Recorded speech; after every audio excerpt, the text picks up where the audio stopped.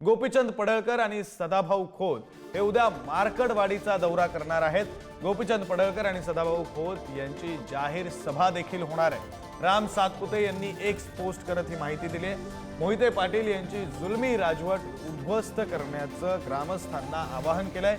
उद्याच नाना पटोले सुद्धा मार्कडवाडी दौऱ्यावर असणार आहेत। तर ईव्हीएम वर अविश्वास दाखवत मॉकपोल घेण्याचा मार्कडवाडीकरांनी प्रयत्न केलेला होता आणि त्यानंतर मार्कडवाडी हे राज्याच्या राजकारणात केंद्रबिंदू बनलेला आहे।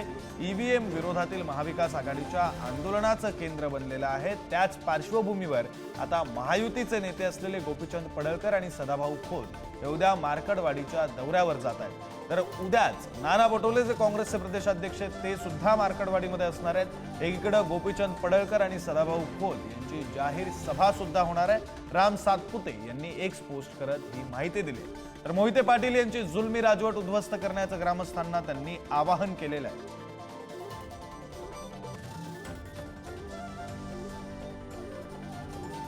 आपण बातमी पाहतोय मार्कडवाडीमध्ये गोपीचंद पडळकर आणि सदाभाऊ खोत हे महायुतीचे दोन नेते जाणार आहेत। उद्याचा हा त्यांचा दौरा असणार आहे। तर उद्या त्यांची जाहीर सभा सुद्धा पार पडणार आहे। नाना पटोले जे काँग्रेसचे प्रदेशाध्यक्ष आहेत ते सुद्धा उद्याच मार्कडवाडीमध्ये असतील। त्यामुळे मार्कडवाडी हे राज्याच्या राजकारणात आणि ईव्हीएम संदर्भातल्या आंदोलनामध्ये दाव्या प्रतिदाव्यांमध्ये केंद्रबिंदू ठरतंय अशी परिस्थिती निर्माण झाली। आपले प्रतिनिधी सुशांत सावंत आपल्यासोबत जोडले गेलेले आहेत, त्यांच्याकडे जाऊया। सुशांत, खरं तर सोलापूर जिल्ह्यातलं माळशिरस विधानसभेतलं एक छोटंसं गाव मार्कडवाडी जिथलं मतसंख्या इनमीन 2500च्या सुद्धा खाली आहे, ते आता महाराष्ट्राच्या राजकारणात ईव्हीएमच्या मुद्द्यात केंद्रबिंदू ठरत चाललंय। काल शरद पवारांनी भेट दिलेली होती। उद्या पडळकर आणि खोत जात आहेत, पटोले सुद्धा उद्याच असणार आहेत। आपण जर बघितलं असेल तर मार्कडवाडीकरांनी जे आंदोलन घेतलेलं आहे आपण पाहिलं असेल, विधानसभा निवडणूक लागले आणि विरोधक सातत्याने आरोप करतायत की हे सरकार ईव्हीएमचा घोटाळा करून आलंय आणि त्याचंच कुठेतरी ते जन आंदोलन जे आहे ते एक मार्कडवाडी छोट्याशा गावातून खरं तर सुरू झालेलं आहे आणि आता देशाचं लक्ष जे आहे ते या गावाकडे आता लागलेलं आहे। आपण बघितलं असेल राहुल गांधी यांनी देखील दखल घेतली होती।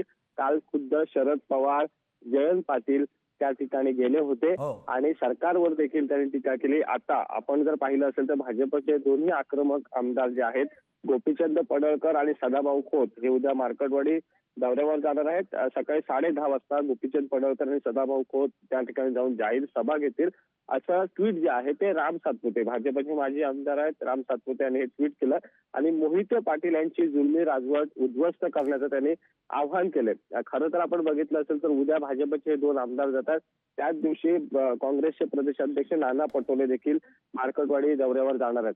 त्यामुळे कुठेतरी मार्कडवाडीची चर्चा जी आहे ती सगळीकडे सुरू आहे। मार्कडवाडीवर ज्या पद्धतीने आता सगळ्यांनी लक्ष केंद्रित केलेलं आहे, खरं तर विरोधकांसाठी ते गाव जे आहे ते ईव्हीएमचा जो आवाज उठवला जातोय त्याबद्दल विरोधक तिथे सातत्याने जात आहेत, टीका सरकारवर करत आहेत। मात्र आता सरकारचे आमदार देखील त्या ठिकाणी उद्या जातील, कारण कालच पायऱ्यांवर सदाभाऊ खोत आणि गोपीचंद पडळकर यांनी महाविकास आघाडीवर टीका केली होती।